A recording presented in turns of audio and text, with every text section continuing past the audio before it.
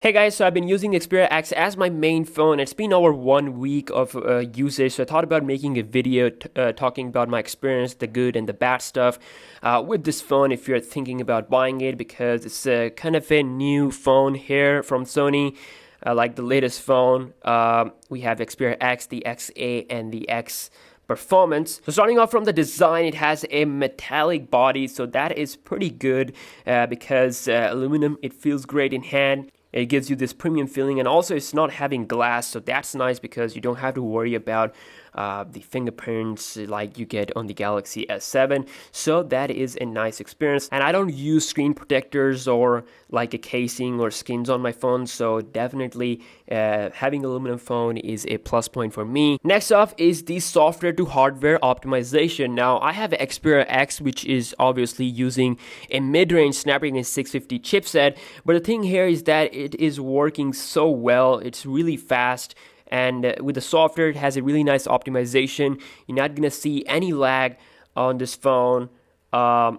It's a beast. I mean, I've done the speed test videos, and it definitely outperforms Snapdragon 810 devices. It actually outperformed the HTC 10, which has a Snapdragon 820 chipset. So I mean, I do have all my stuff on it. I've captured a lot of photos, videos also. I did the speed test, and there's no slowness on this phone. I mean, it is definitely optimized, and that is a great thing because software to hardware optimization is really important. So I think my opinion is that you don't really have to spend money to buy the Snapdragon 820 variant of the Xperia X, which is the Xperia X Performance, just to gain more performance. Okay, you're not gonna notice that in daily usage. Probably you're gonna get bigger benchmark scores, but that's actually not something that will translate into real life usage because they will be pretty similar. You know, you're not going to be able to notice the speed while you are using Facebook or checking out Instagram and stuff like that.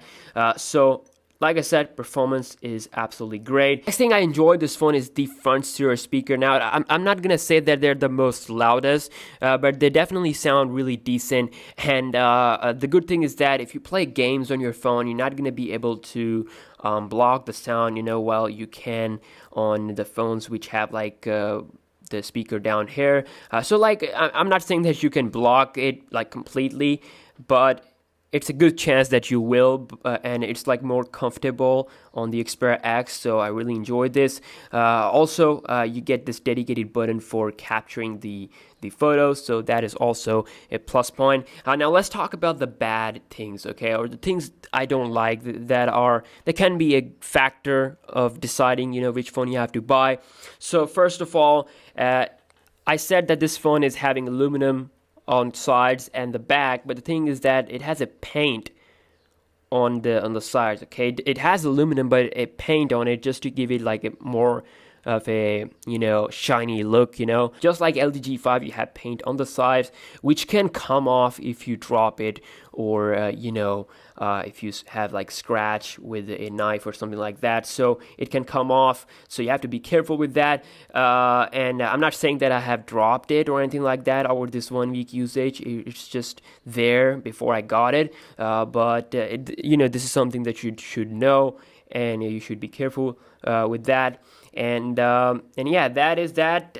What else? We also have to talk about a little bit camera wise. Okay, so camera wise, it's using the same camera technology from the last year. It has 23 megapixel sensor with the also you get this 13 megapixel on the front.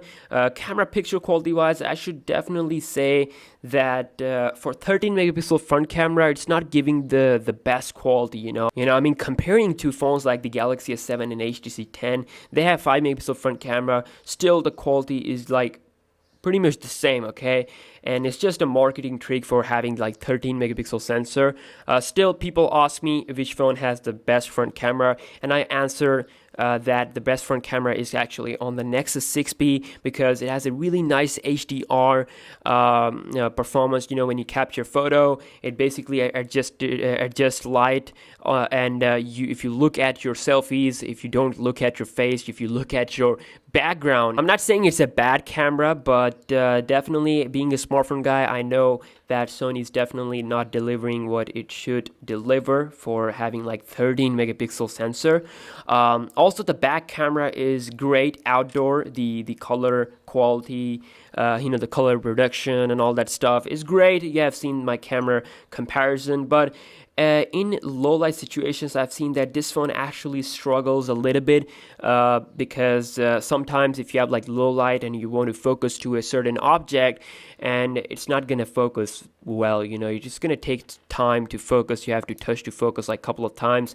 I definitely think the camera should be better if they have improved the aperture size or instead of megapixels. So yeah, I mean, camera, it's good outdoor, and most of people will capture photos outdoor.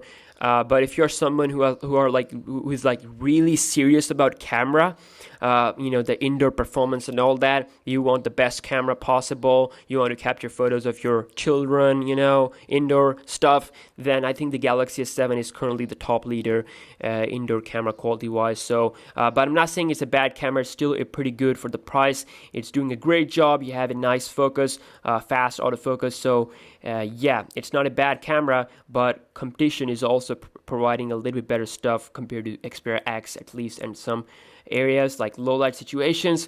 Yeah, that is pretty much it, guys. Hopefully this video helped you out in making the final decision. Again, overall, it's a great phone. For the price, I think it's going to cost in between $500 to $550 if you get the Xperia X model, not the performance. So price-wise, of course, it is cheaper compared to HTC 10 and the Galaxy S7.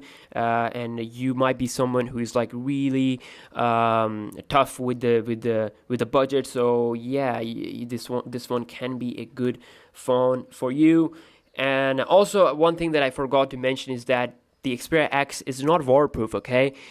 It is not waterproof. The Xperia X performance is waterproof, at least what I have seen online, I haven't tested out this phone's waterproofing performance. I did the water test on the LG G5, Huawei P9, but since a lot of people were asking to do a water test on this phone, then I might do it in a couple of days or like pretty soon. So hopefully we can have some fun and see if the Xperia X can actually withstand water, being in water for like 2 minutes, So yeah, I'm going to be doing that video. So for that, please click the subscribe button. So I hope this video will help you in making the final decision. So yeah, catch you guys in the next one. Peace out.